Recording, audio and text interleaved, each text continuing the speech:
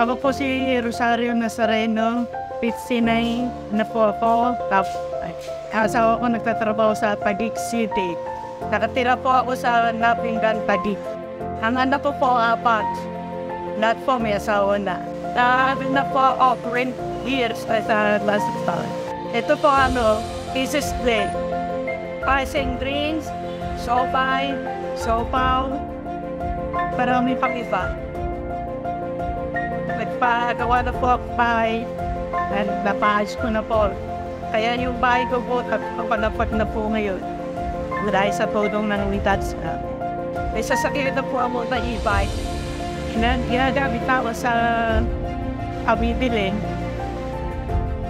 Kaya sa mga sumasatin, tumarikap kayo dito para kayo magkaroon na ng negosyo, makapunta na kayo ng mga studio, kaya nagbanay.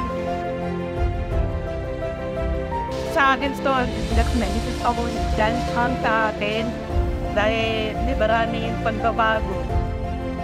Ako ikaw sa landpop.